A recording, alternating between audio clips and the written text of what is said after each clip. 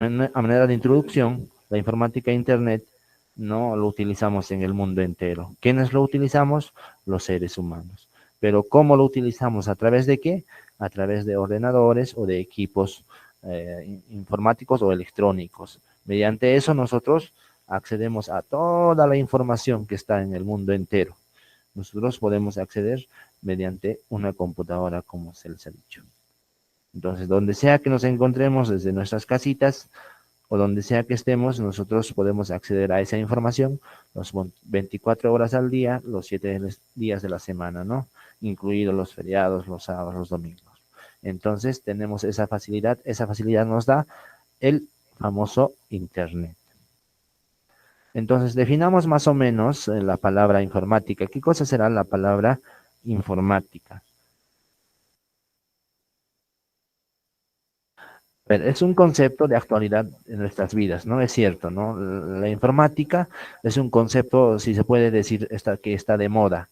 No es una palabra nueva, no es una nueva, pero sí que está utilizándose bastante. Pero ¿sabremos nosotros en realidad qué cosa es informática? A ver, veamos qué significa la palabra informática. ¿De dónde viene la palabra informática? La palabra informática viene de dos palabras. Uno es infor, que viene de información, y otro es mática, que viene de automático. Entonces, nosotros podemos deducir una pequeña definición que la informática es el tratamiento de la información de manera automática mediante una máquina llamada ordenador. En conclusión, la informática, su definición de informática está en la misma palabra. Es el tratamiento de información de manera automática y las máquinas que se usan para esto son los ordenadores. Entonces, podemos concluir de esa manera qué cosa es el concepto de informática. ¿Qué cosa es una computadora? Una computadora es una máquina electrónica, ¿no? Que a través de programas es capaz de recibir, procesar, almacenar distinto tipo de información, ¿no? Entonces tenemos las computadoras. Podemos utilizar las informaciones ya sea de distintos tipos de archivos, ¿no? Sea música, sea imágenes, sea texto, ¿no? Sea con el internet, etcétera, etcétera. Entonces, esto es una máquina, ¿no? Existen distintos tipos de ordenadores, ¿no? Una es la famosa, la que ustedes perciben en sus pantallas, las famosas computadoras de escritorio, las PC, ¿no? Otro de los tipos de ordenadores son las notebook, ¿no? O las famosas laptops. Otro tipo de ordenador también son los tablets, los famosos tablets, ¿no? Estos ordenadores se utilizan en su mayoría para visualizar imágenes, videos, videojuegos de repente y otras utilidades, ¿no? Y tenemos otros también muy conocidos, muy utilizados por todos, también los famosos smartphones, ¿no? Los celulares móviles que tenemos, también es otro tipo de ordenador. ¿Qué cosa será sistema informático, no? ¿Cómo funciona un sistema informático? ¿Cuándo funciona un sistema informático? Un sistema informático es un conjunto de elementos, ¿no? Que está conformado por cuatro elementos, ¿no? De los cuales uno es el hardware, ¿no? Que es la parte física de la computadora. Dos es el software. Tres es el firmware. Cuatro, el personal informático, ¿no? Estos cuatro son fundamentales para que haya un sistema de información, ¿no? Si es que no habría estos cuatro elementos, entonces no hay sistema de información, no existe un sistema de información. A ver, detallemos más o menos, por ejemplo, qué es el hardware, ¿no? ¿Qué cosa es? ¿A quiénes se le llama el hardware, ¿no? El hardware son conjunto de piezas físicas que integran una computadora, ¿no? O sea, todo lo que nosotros podemos tocar es la parte hardware de la computadora. Por ejemplo, tenemos en la pantalla, podemos visualizar nosotros el hard disk, el famoso disco duro, ¿no? Por ejemplo, tenemos el lector de DVD, CD, ¿no? CD, DVD, ¿no? Que también se le llama dispositivo óptico. También visualizamos en la pantalla la memoria extraíble de puerto USB. Otro equipo que visualizamos son los famosos monitores. Por este lado tenemos lo que es la fuente de alimentación. Tenemos también el mouse y otros dispositivos que todos estos forman parte del hardware. Entonces, todos los hardware son los dispositivos que se pueden tocar, ¿no? La parte física de la computadora. ¿Qué cosas serán los software? Es la parte lógica de una computadora, ¿no? Programas o conjunto de programas, ¿no? Del cómputo, de la computadora. En la pantalla podemos visualizar nosotros algunos software también muy conocidos y tenemos, por ejemplo, el famoso Word. También tenemos el PowerPoint. Tenemos por este lado el navegador Google Chrome. Tenemos también el lector de PDF, el famoso Acrobat. También tenemos por este lado el Skype y otros software o programas que tiene la computadora. Todos ellos son el software de la computadora, la parte lógica, lo que no podemos nosotros tocarlos. Pero ¿qué cosa serán los firmware? Los firmware es una parte de hardware. Si alguna vez ustedes han podido visualizar una placa madre, lleva un chip llamado BIOS, ¿no? El cual es el firmware de la computadora. Por eso se le dice que el firmware es parte del hardware, pero que también es parte del software. También en la computadora, cuando nosotros iniciamos, podemos acceder al BIOS de la computadora, ¿no? Muchas veces cuando nosotros arrancamos una computadora, en la parte inicial nos aparece que presionemos una tecla, puede ser F2, puede ser suprimir, puede ser F8, puede ser F12, F11, ¿no? Desde esas teclas nosotros podemos acceder al BIOS. Generalmente en las máquinas Intel nos aparece con la tecla F2, ¿no? El cual nosotros podemos acceder al BIOS. Entonces, esta parte del BIOS es el firmware de la computadora, ¿no? Pero ¿cómo funciona el firmware? ¿Y por qué es importante? Porque es uno de los 4 elementos que tiene el sistema de información. Veamos, ¿no? Cuando un usuario determina, un usuario X pide un trabajo, por ejemplo, que me imprima una hoja a la computadora. Lo que el usuario hace es pedir al sistema operativo, en este caso se muestra el sistema operativo Windows 10, le pide el trabajo de que le imprima una hoja. Lo que hace el sistema operativo es acudir al firmware, ¿no? Que es, en este caso, el chip BIOS, ¿no? O otros chips que pueda haber, no necesariamente el BIOS, pero que trabajan como firmware, ¿no? En una computadora o un ordenador. Ojo, que solamente esto no es en la computadora, también funciona de esta manera en las laptops, en las tablets y también en los celulares, ¿no? En los smartphones. Entonces, lo que hace el chip es pedir, lo que se ha solicitado, responder al sistema operativo, ¿no? Entonces, el sistema operativo ya se encarga de imprimirlo. De esta manera, entonces, el firmware es un intermediario entre el software y el hardware. En esta pantalla nosotros podemos visualizar. A ver, antes de pasar a esta parte, quisiera escucharles si hay alguna duda referente a los temas que se ha hablado hasta ahorita.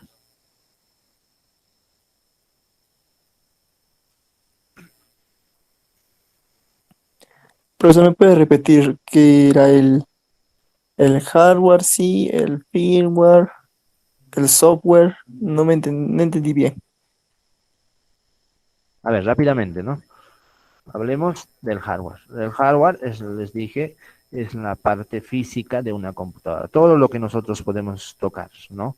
En una computadora, por ejemplo, vemos los discos duros, tenemos los dispositivos USB, los monitores, ¿no? Todo lo que nosotros podemos palpar con la mano es la parte hardware de la computadora, ¿no? Y tenemos ahí los ejemplos, ¿no? ¿Qué cosas son los hardware? ¿No? Y estos es una parte, ¿no? Puede haber muchos más. Tenemos el software es la parte lógica, todos los programas que hay en una computadora, ¿no es cierto? Dentro de una computadora. Por ejemplo, el Word nosotros no lo podemos tocar, no lo podemos palpar. Entonces, son los programas que están dentro de la computadora, que están instalados. Entonces, ellos vienen a formar el software de la computadora. Ahora, el software principal de una computadora es el famoso sistema operativo, ¿no? En este caso, Windows 7, Windows 8, Windows 10, ¿no? Que más adelante también de repente vamos a tocar. Y el firmware viene a ser un intermediario entre estos dos, ¿no? Entre lo que hace el firmware es cuando un usuario pide un determinado trabajo a la computadora, acude al firmware y el firmware no es un intermediario porque es la que hace caso a la orden, ¿no? Que le da el sistema operativo. Bien, ahora sí, continuemos con esta parte que es una cronología histórica de lo que es la informática, ¿no? Cómo ha ido evolucionando la informática a través del tiempo. Y nos vamos a 3500 años antes de Cristo. Y nos podemos visualizar en la pantalla nosotros, y es el famoso ábaco, ¿no? Hemos escuchado sobre el ábaco, ¿no? ¿Qué cosa hacía el ábaco? Hacía operaciones aritméticas sencillas, ¿no? Por ejemplo, sumar, restar, divisiones y hasta multiplicaciones, ¿no? Consistía en un cuadro de madera con barras paralelas, ¿no? El cual nos permitía hacer esas operaciones. De ahí nos vamos ahora al año 1440 y tenemos la famosa imprenta moderna de Gutenberg, ¿no? Así se le llamó porque el inventor fue Gutenberg, ¿no? ¿Qué hacía esta máquina? Lo que hacía es reproducir textos e imágenes sobre papel y materiales similares, ¿no? Aunque comenzó como un método artesanal, supuso la primera revolución cultural, ¿no? En otras palabras, fue la primera imprenta, ¿no? La primera impresora, si lo podemos decir así, que se inventó. Nos vamos al siglo XVII y nos topamos con la famosa Pascalina, ¿no? Fue la primera calculadora que funcionaba a base de ruedas y engranajes, ¿no? Se llamó Pascalina porque quien lo inventó fue el famoso matemático francés Blaise Pascal. Nos vamos ahora a 1822 y tenemos las máquinas diferenciales. También es otro tipo de calculadora que hacía operaciones matemáticas, pero que ya eliminaba los errores que tenía la Pascalina. Y además de eso, era más rápido que la Pascalina. Nos vamos ahora al siglo XIX y nos topamos con las tarjetas perforadas, las famosas tarjetas perforadas, ¿no? ¿Qué hacía las tarjetas perforadas, no? Lo que hacía es que la computadora, ¿no? Lo que hacía es donde había un pequeño hueco significaba cero, ¿no? Y cuando no había hueco significaba uno. No sé si alguna vez ustedes han tenido la oportunidad de dar un examen de admisión en la universidad, ¿no? Nos topamos con este mismo método, ¿no? No es la misma tarjeta, pero con este mismo método, ¿no? Porque tenemos que marcar las respuestas de las alternativas y pintarlo de negritos.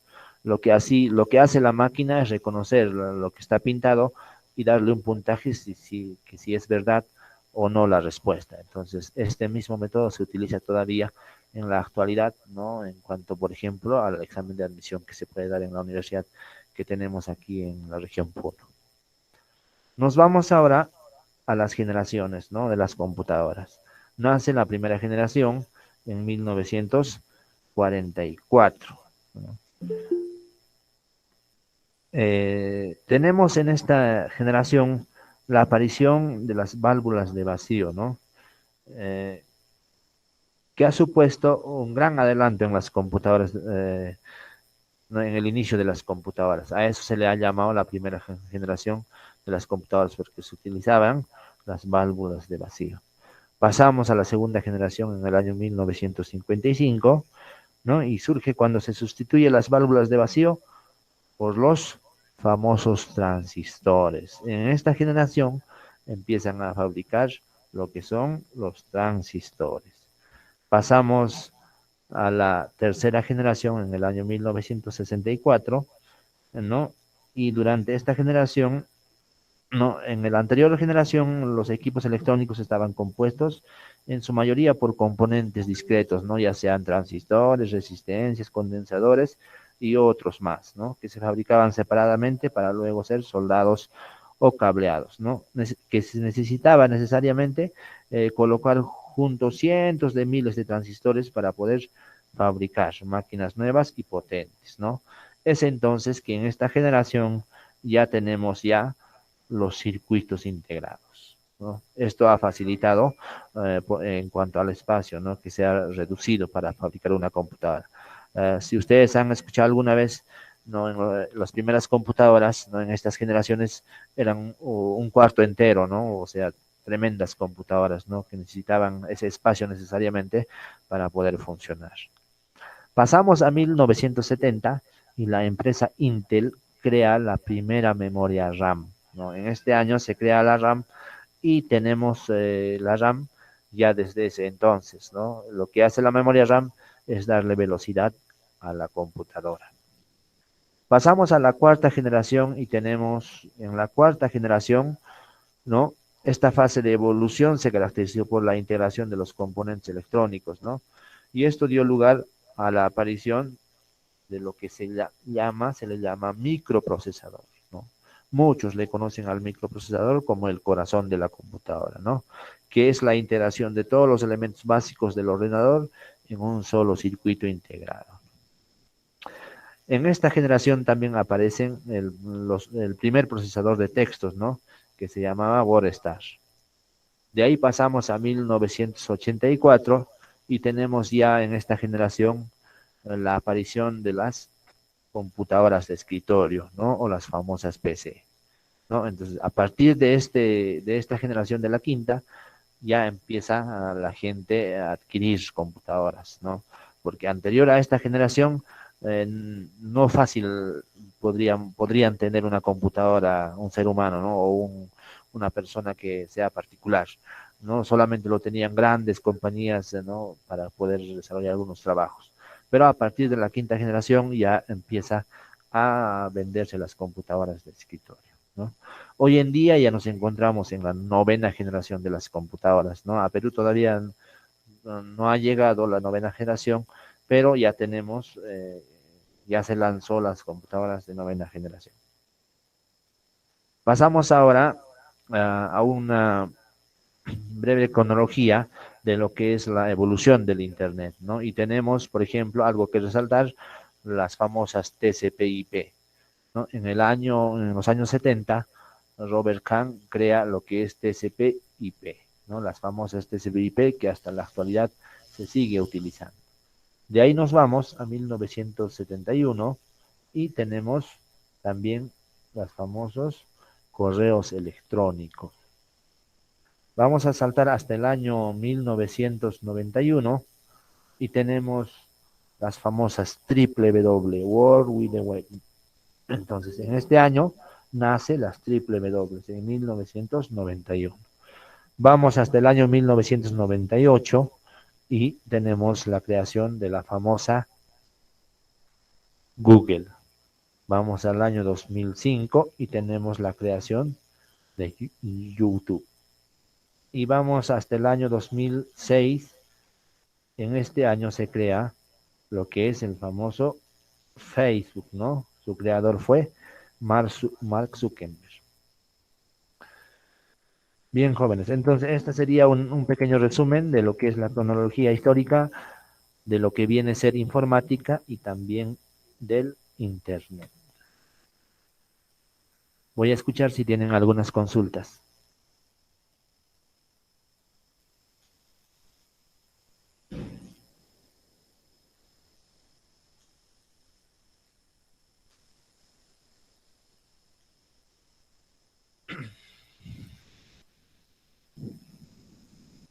Bien, continuemos entonces.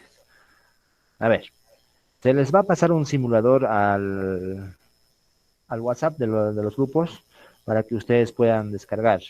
Se les va a pasar un link para que ustedes puedan descargar un simulador, ¿no? Vamos a ver en este instante eh, para qué nos sirve este simulador, ¿no? Entonces, lo que vamos a hacer es descargarlo todos y lo abrimos, ¿no? Es un simulador portable, no necesitamos una instalación adicional. Vamos a descargarlo y vamos haciendo doble clic, podemos ingresar al simulador. Una vez ingresando nos va a aparecer esta ventana y tenemos en esta parte inferior, no sé si visualizan, En esta parte inferior tenemos un icono, flecha para adelante, y hacemos clic varias veces hasta que nos aparezca esta ventanita, ¿no? Desde esa ventanita accedemos a la primera opción. Haciendo clic en la primera opción, nos va a aparecer esta ventana siguiente. Lo que nos permite hacer en esta parte es simular lo que una computadora tiene. Lo que visualizamos en esta ventanita es un case, un cascarón de una computadora, pero completamente vacía. No tiene ningún dispositivo, el case, ¿no? O el cascarón de la computadora. Lo que vamos a hacer es instalar los dispositivos que tiene que conformar una computadora para que pueda funcionar normalmente, ¿no? Ahora, no es que ustedes van a instalar computadoras o van a armar o van a ensamblar computadoras, no es eso. La idea de que utilicen este simulador es que conozcamos nosotros los dispositivos, los hardwares de una computadora, que conozcamos y más o menos cómo funciona la computadora, ¿no? Y este simulador nos va a apoyar en ese aspecto, ¿no? Ustedes, si utilizan este simulador, van a lograr armar la computadora, más o menos van a tener idea más o menos cómo es que una computadora funciona, ¿no? Ahora, en cuanto a los laptops, también llevan los mismos dispositivos, ¿no? Pero ya están comprimidos, más comprimidos porque están en espacios muy reducidos. Entonces, por eso es que se va a utilizar este simulador para que ustedes lo puedan también utilizar. A ver, veamos cómo funciona, ¿no? En esta parte ustedes pueden visualizar una serie de opciones, ¿no? Toda esta parte, no sé si pueden visualizar. Tenemos 7 opciones, ¿no? Para poder instalar, ¿no? El simulador nos da una guía más o menos cómo debemos ir, ¿no? Primero tenemos que instalar la fuente de alimentación, luego la placa base, luego adaptador de tarjetas, luego discos internos, unidad en compartimientos externos, cables de interior y cables de